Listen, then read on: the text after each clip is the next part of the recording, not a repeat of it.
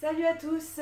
Alors déjà je voulais vous remercier parce que nous sommes presque à 300 abonnés sur ma chaîne YouTube, donc c'est super génial, voilà, ça me fait super plaisir. Donc je voulais aujourd'hui parler un petit peu de mes inspirations, voilà, parce que je trouve ça important d'en avoir et peut-être que ça vous donnera aussi des pistes pour vos propres créations. Et puis aussi dans un sens pour échanger avec vous et peut-être savoir les vôtres, ça serait intéressant de savoir aussi.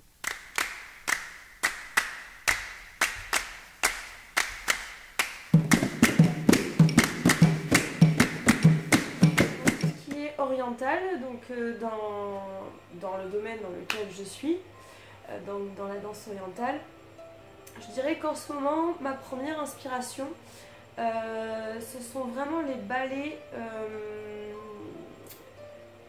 ballets japonais, chinois. J'aime pour tout ce qui est fusion, etc.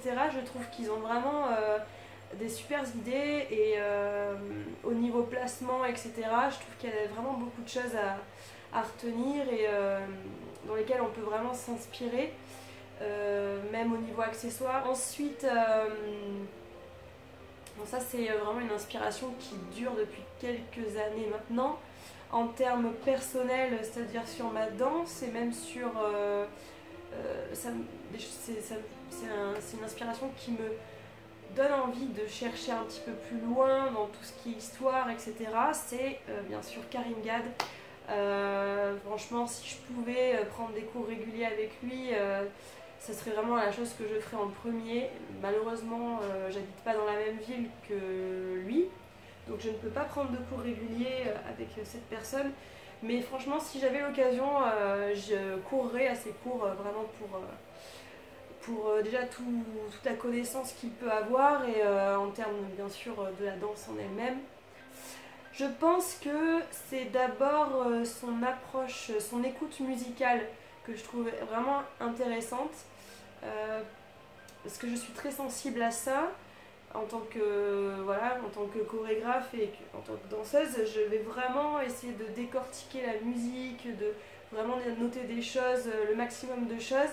Et en fait, lui, j'ai souvent eu cette impression quand je prenais des stages avec lui, il a vraiment une écoute très fine et qui, moi personnellement, me met en difficulté parce que je vais pas forcément entendre d'emblée, parce qu'en plus c'est pas forcément des musiques que je connais, en plus c'est ça j'aime bien aussi, c'est pas forcément des musiques que je connais, donc c'est vraiment du travail d'écoute en direct et je vais pas forcément entendre tout de suite ce qu'il va noter, ce qui me met en difficulté et ce qui me demande vachement de, vous voyez, tendre l'oreille et de dire ah oui, et c'est hyper intéressant comme travail de vite capter sur quoi il veut noter les choses, en plus ne sachant pas, ne connaissant pas la musique en plus, donc et je regrette vraiment de ne pas pouvoir faire autant de stages que j'aimerais, mais bon, c'est la vie en fait, j'essaye d'en faire un maximum, mais bon, c'est pas forcément évident avec le travail que je fais, on a tous nos trucs, donc c'est pas forcément évident. En ce moment, j'aime beaucoup aussi Wagn. Voilà, je vais vous mettre une vidéo tout de suite. Wagn parce qu'il a une énorme sensibilité, une énorme grâce, élégance, et tout de suite capte en fait. Et je connais pas vraiment cette personne parce que je n'ai jamais fait de stage avec lui et je ne l'ai jamais vu sur scène, mais je le suis vachement par le biais d'internet. Et c'est vrai que il a vraiment quelque chose d'extrêmement profond que j'aime beaucoup. Je sais qu'il est venu à Lyon récemment, mais je n'ai pas pu y aller malheureusement. Je regrette beaucoup parce que j'aurais vraiment aimé beaucoup le voir en direct d'une part et bien sûr faire ses stages parce qu'il est très...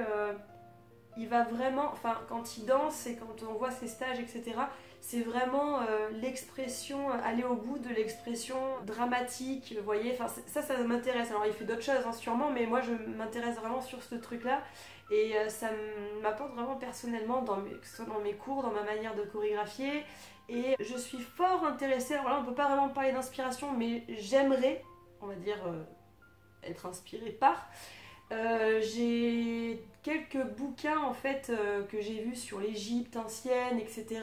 Plusieurs types de bouquins qui sont exclusivement en anglais, donc ça va être compliqué. Donc je pense que je ne vais pas tous les acheter d'un coup parce que déjà rien que pour en lire un, ça va être la galère, mais j'aimerais vraiment essayer de me pencher sur la lecture de ces bouquins qui vraiment...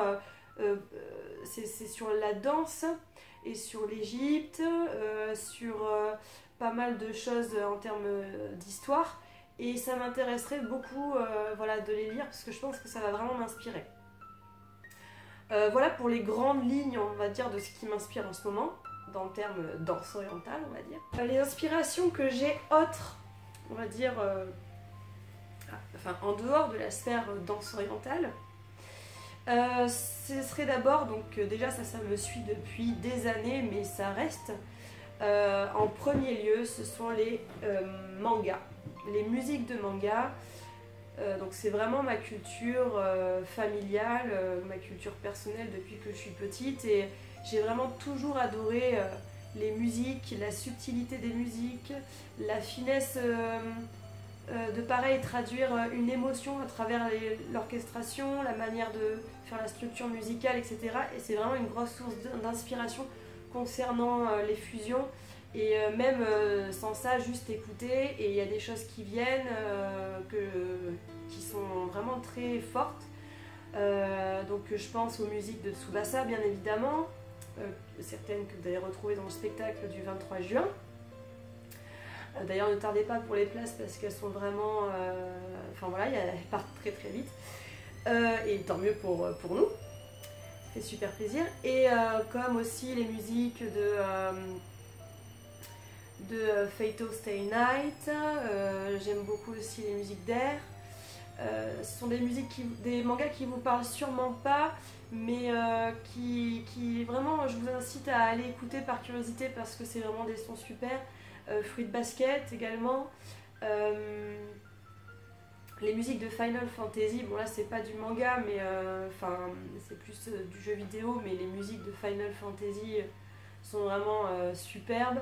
Les musiques de Miyazaki, voilà, qui sont orchestrées et dirigées par Joe Hisaishi. Alors là c'est vraiment pareil, c'est vraiment du tonnerre. Qu'est-ce qu'il y a d'autre comme manga que j'aime beaucoup? Il y en a beaucoup. Lovely Complex, malgré que ce soit un manga plutôt drôle, il y a des musiques qui sont super. Bokura Gaïta, enfin bon bref, il y en a énormément, je pourrais pas tous vous les citer, mais je vous les cite simplement si vous avez envie par curiosité d'aller écouter. Sur YouTube, vous tapez le nom de ce que je vous ai marqué, de ce que je vous ai dit, et vous marquez OST derrière pour avoir un aperçu des musiques, il y en a sûrement sur YouTube.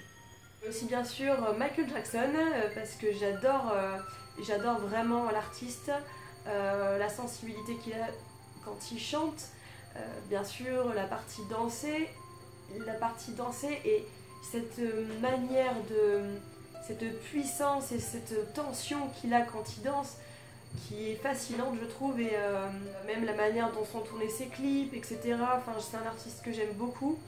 Il y a beaucoup de films qui m'inspirent, comme bien sûr tous les Tim Burton, mais ça je pense que vous l'avez bien compris l'année dernière. Sinon il y a aussi Les Seigneurs des Anneaux évidemment, Black Swan, tout ce qui est film d'époque aussi j'aime beaucoup. Alors bien sûr ça peut faire rigoler, mais tout ce qui est angélique, Sissi l'impératrice, Autant n'emporte le vent, c'est des films que je trouve beaux. Malgré bien sûr Autant n'emporte le vent, il y a l'idée derrière qui ne me plaît guère évidemment, avec les esclaves, etc. Mais le contexte, enfin la beauté des costumes, de l'histoire d'amour,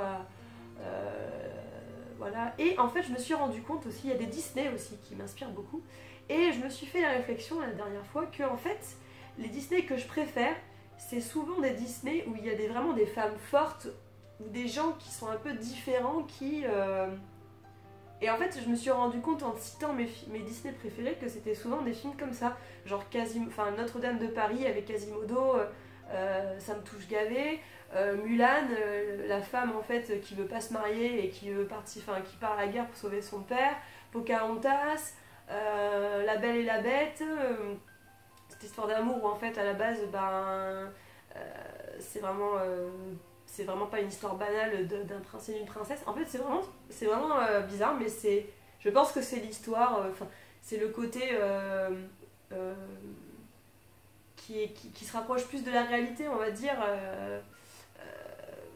qui est moins parfait que, vous voyez, j'en sais rien, moi, la belle Blanche-Neige, j'adore Blanche-Neige, hein, mais c'est très, voilà, il voit une fois le prince, il chante une chanson, et puis ils sont amoureux pour la vie, quoi. Bon, ça, c'est vrai que j'aime bien, parce que c'est rigolo, tout ça, mais bon, c'est pas vraiment mes préférés, quoi, vous voyez.